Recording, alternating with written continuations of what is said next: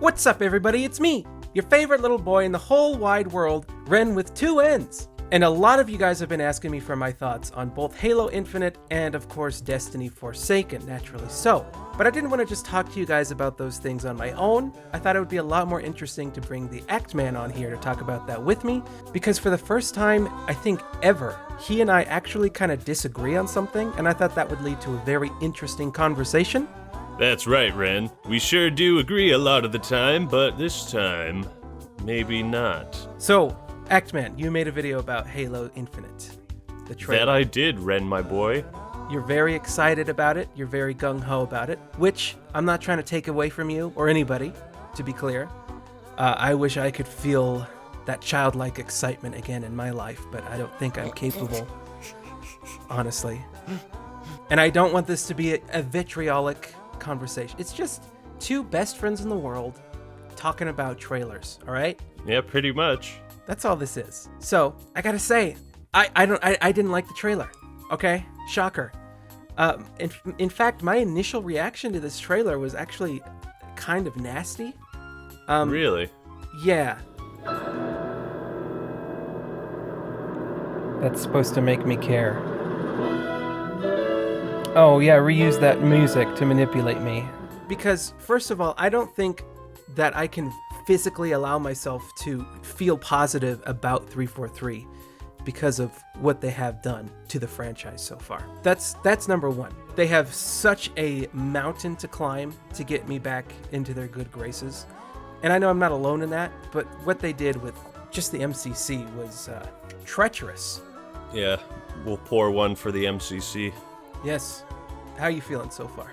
Well, I mean, my thoughts on it were it's just a classic sort of experience that we see in the trailer, and it seems to put more emphasis on the things that made Combat Evolved so great, and I kind of picked up on those details and those little nods, and if you saw my video, which you did, thank you, hope you clicked the ads on everything. Yeah, I click always. Yeah, but so in the video I talk about the wildlife, and at first I didn't understand what the point was, and then I remembered all those scrapped concept arts.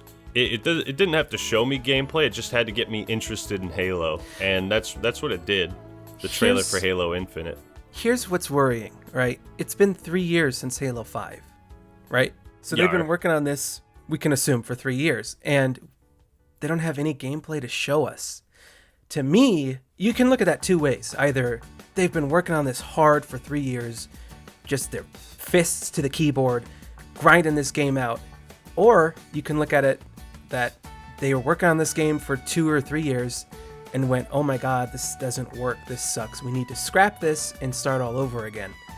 And a third perspective is you can look at it as a teaser, and that they don't need to show gameplay for it, because there's a lot of trailers that don't explicitly show gameplay, like Doom Eternal, just, that didn't have to show gameplay.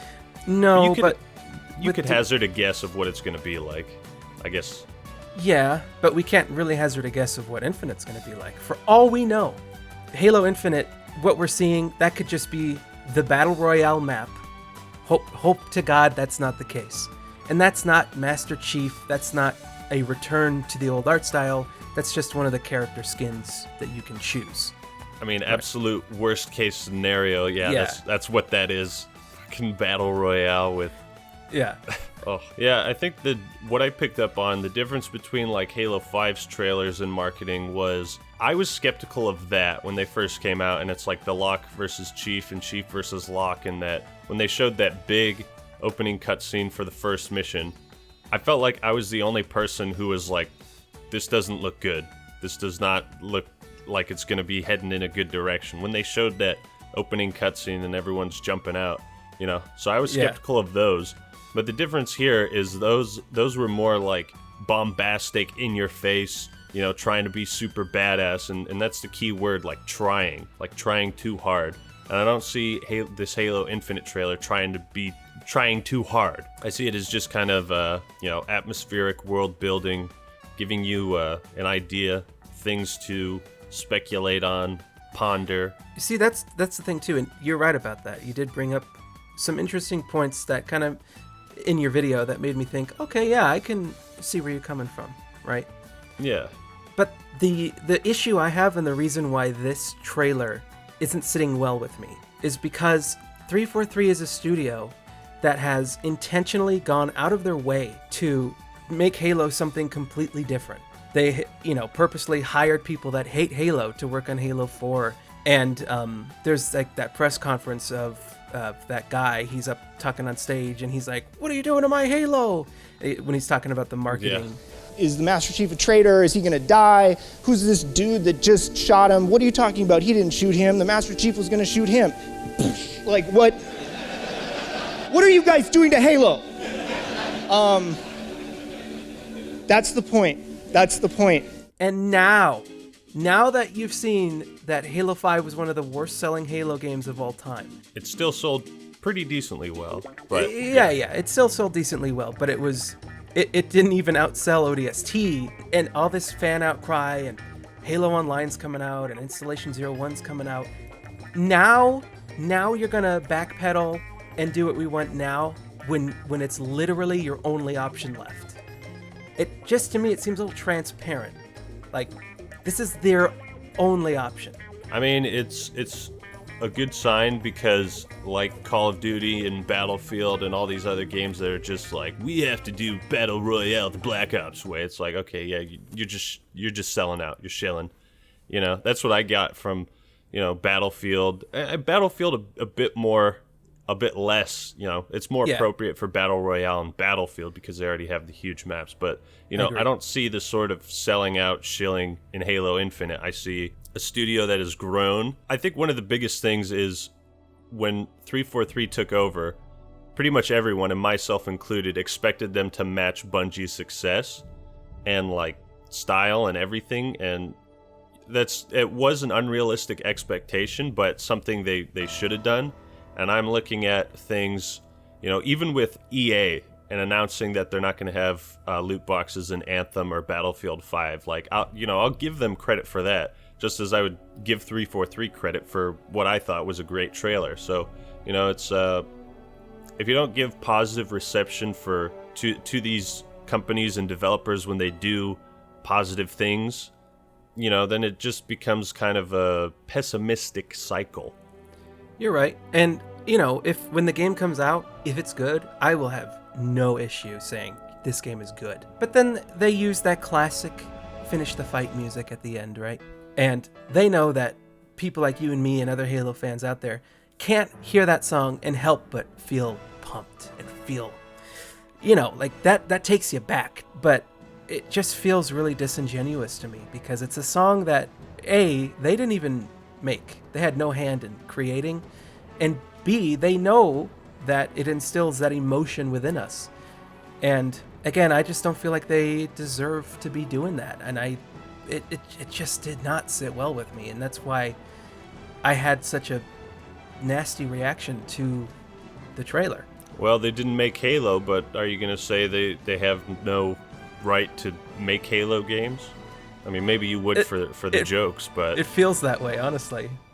But it's people have been asking for classic armor, for the Halo theme to return, for all this stuff, and then we get it, and then but I haven't been. People are still upset.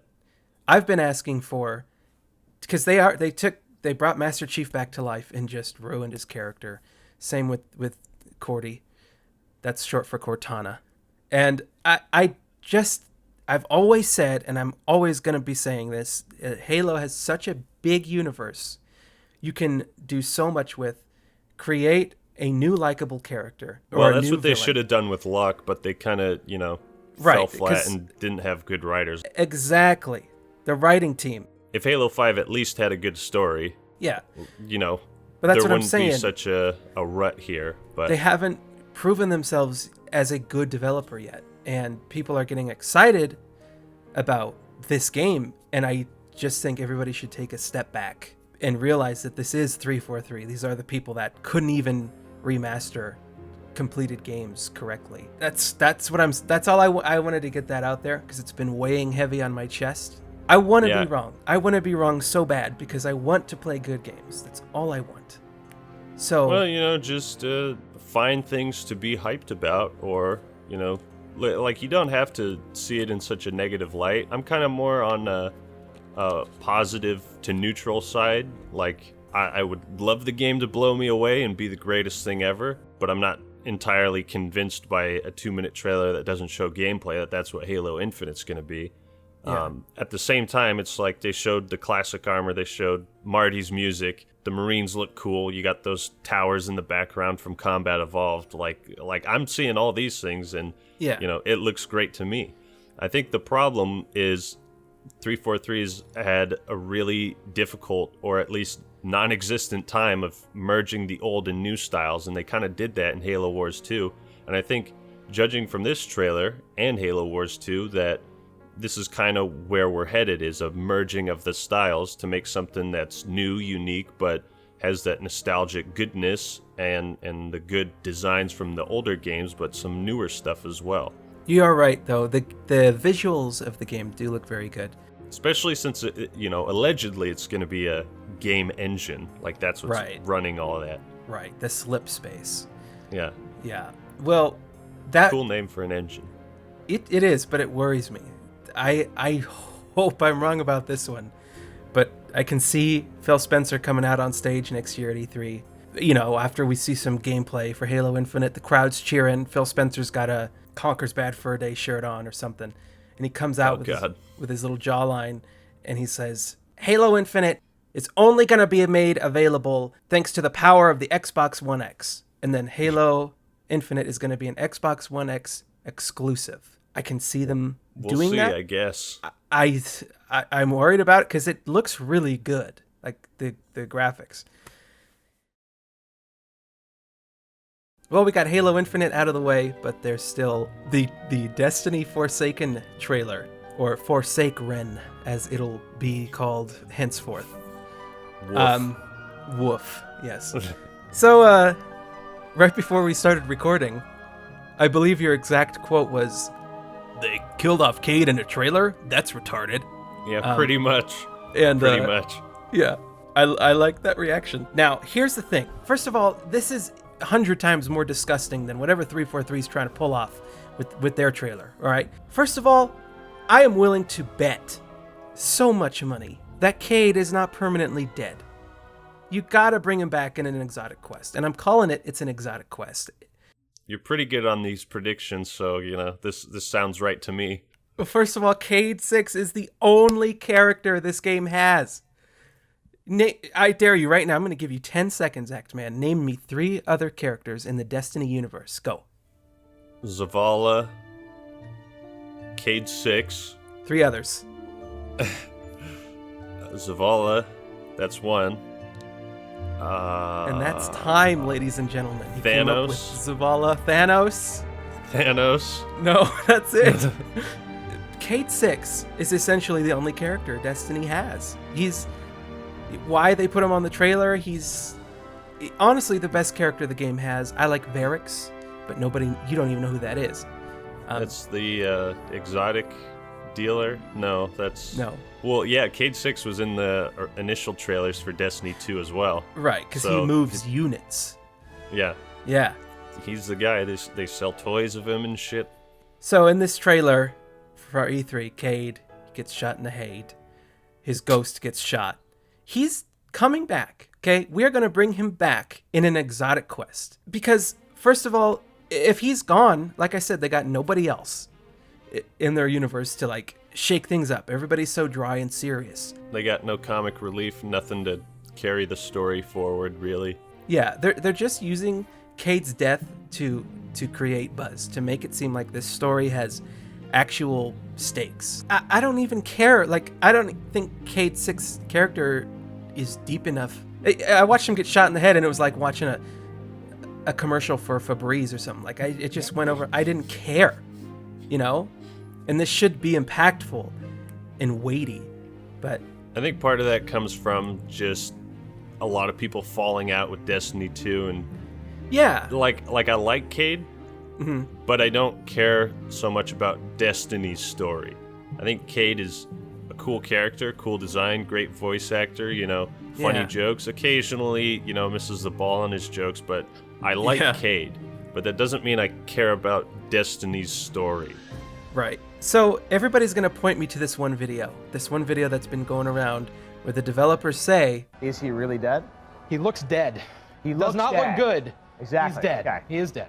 Yeah. He's dead. Wow. He is dead. First of all, I want to just take a look at their body language, okay?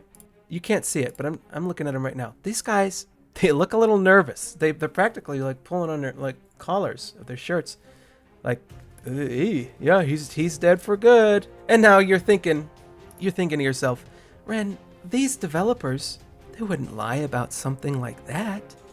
Developers wouldn't lie to us about their video game. Would they?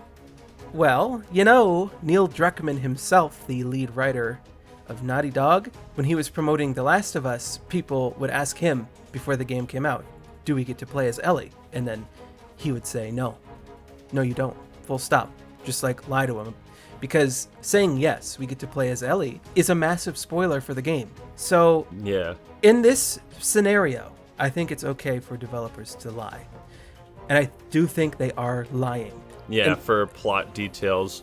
To me, it comes off as an obvious, like, hey, Destiny's still cool. Remember that one character, Cade 6? Yeah, oh shit, he died.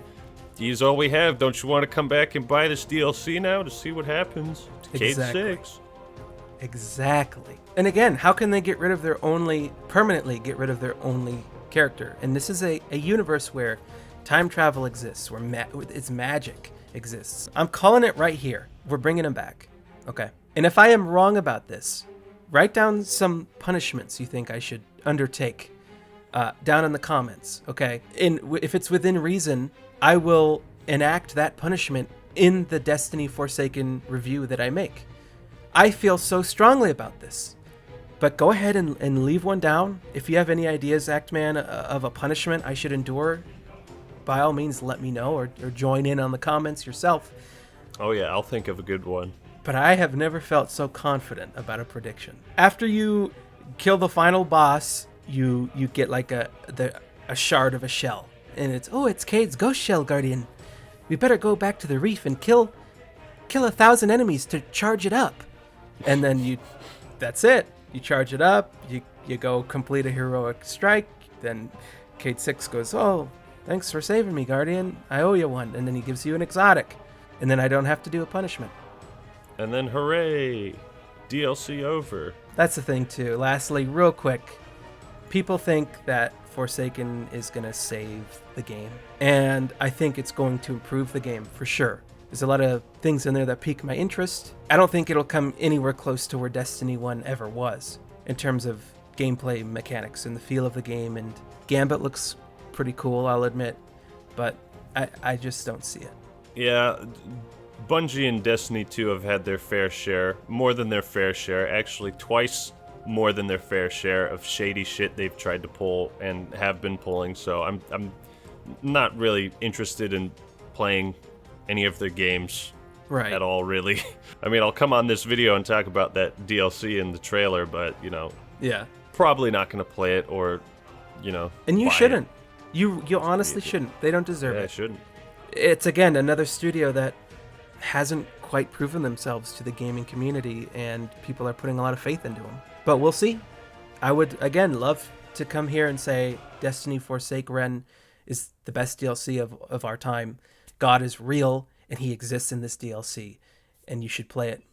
And if that's the case, I'll come and say it. But we're getting to the end of the video here, and I do want to end it on a high note, Actman. So tell me what you are most excited for from E3. Ooh, that's got to be Smash Bros. Ultimate. Really? I got a video coming out on E3, and yeah, that's been waiting on something like that for a long time. Okay.